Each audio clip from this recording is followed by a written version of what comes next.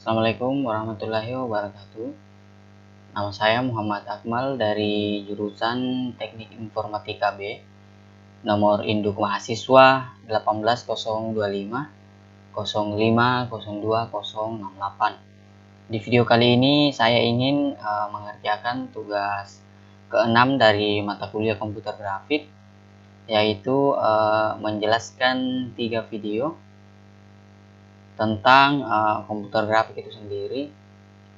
Untuk video pertama dan video yang kedua sudah ditentukan. Saya sudah copy linknya dari grup. Saya pastikan di notepad supaya memudahkan nanti dalam pencarian videonya.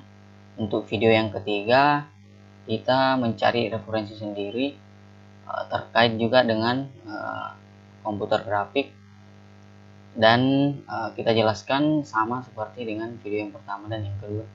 Oke, langsung saja kita ke proses penjelasannya. Pertama, saya copy dulu linknya di notepad untuk video yang pertama ini. Setelah itu dipastikan di Google, di Chrome.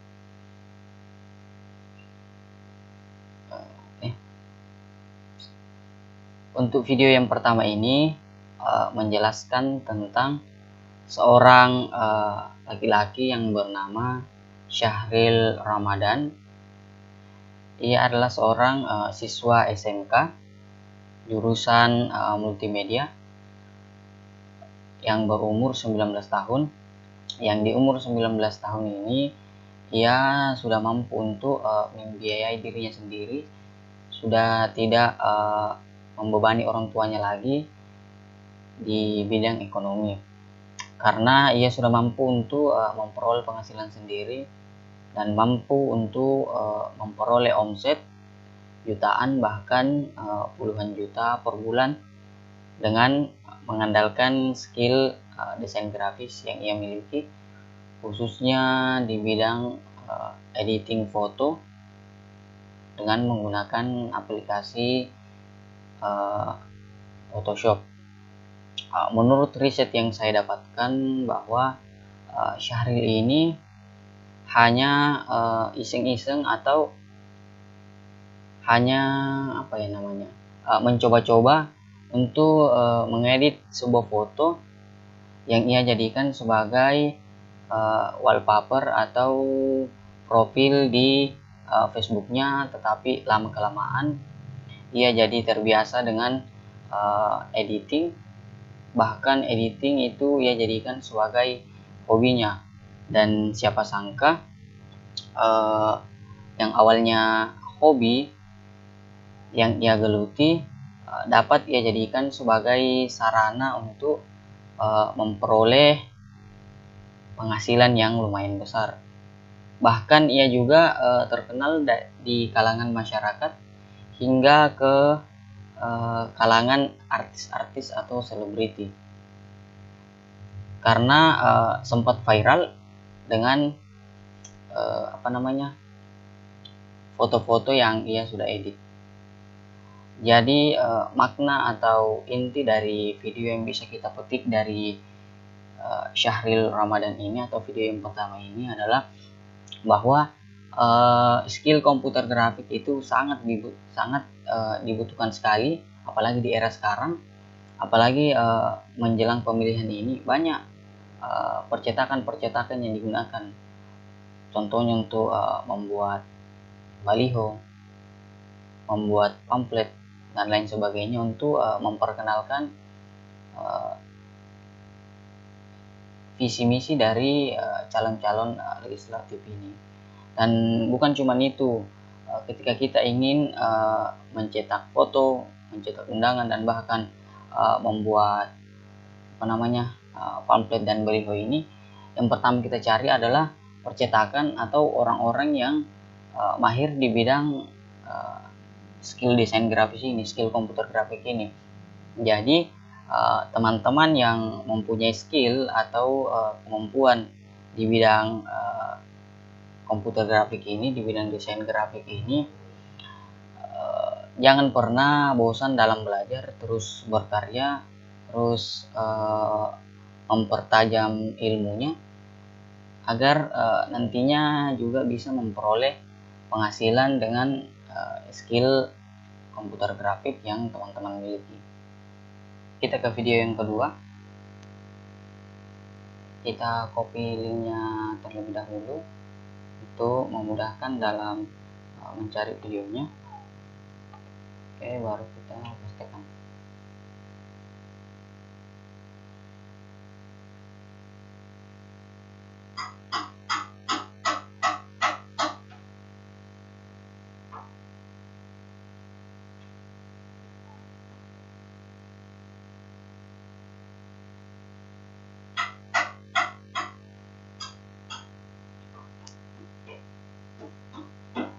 Untuk video yang kedua ini menjelaskan tentang upaya atau cara-cara yang harus kita lakukan agar supaya customer atau pelanggan dapat memperoleh kepuasan ketika memilih produk yang ditawarkan.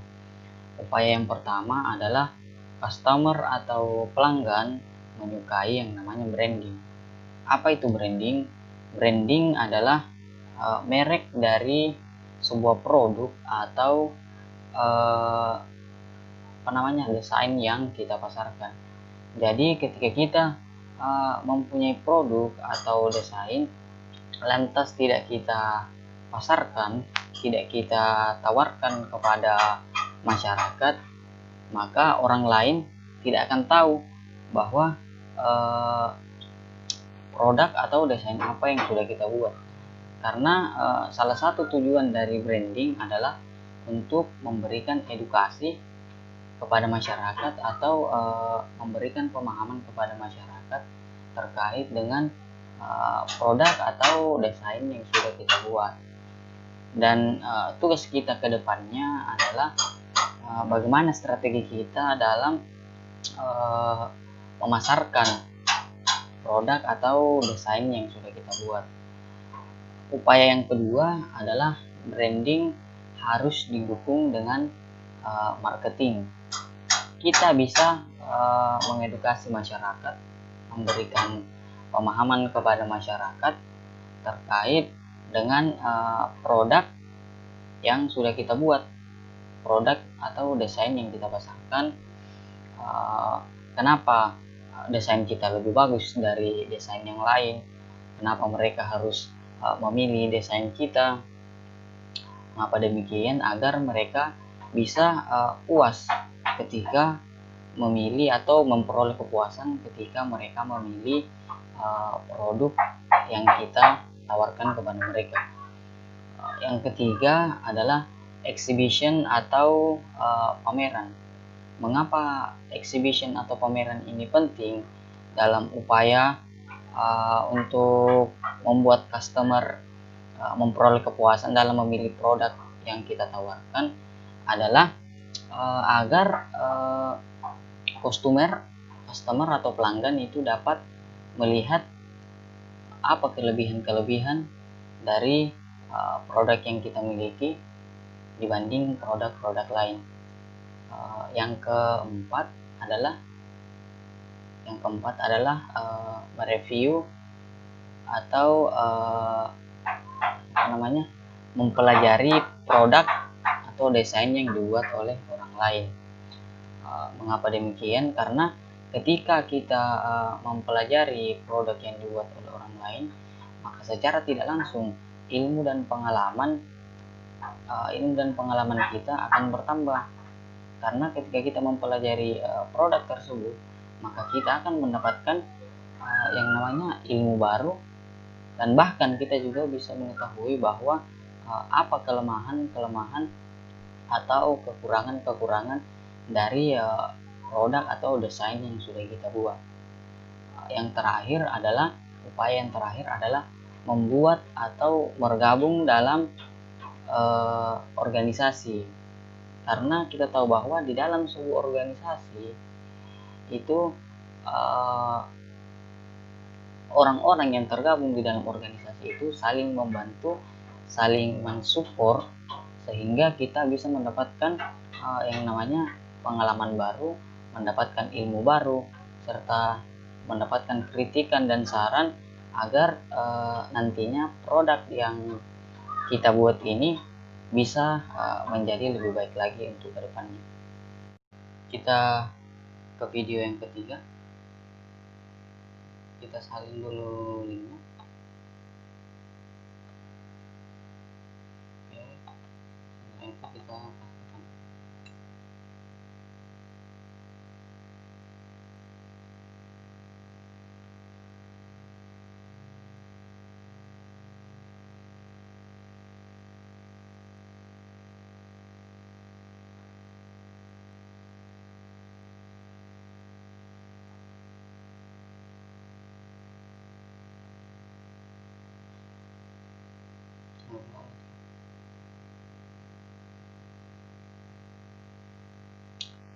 Oke, untuk video ketiga ini saya mengambil referensi dari channel Rio Purba dengan judul video cara mendapatkan gaji tetap bulanan sebagai seorang freelancer desainer.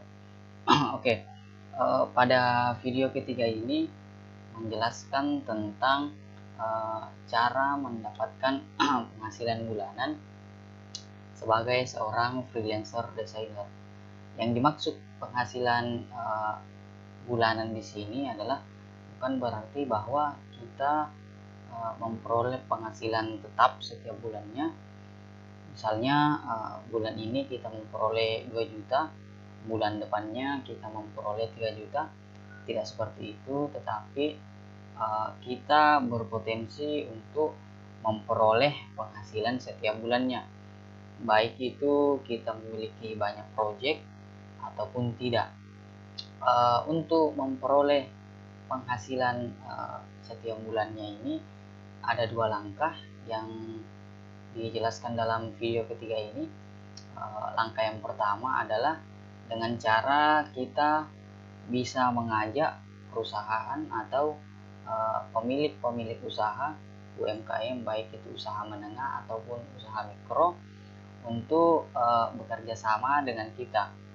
Kita tidak bisa pungkiri bahwa setiap usaha memerlukan seorang desainer, baik itu untuk mempromosikan jasa, memperkenalkan jasa, atau produk yang mereka tawarkan atau mereka jual kepada customer.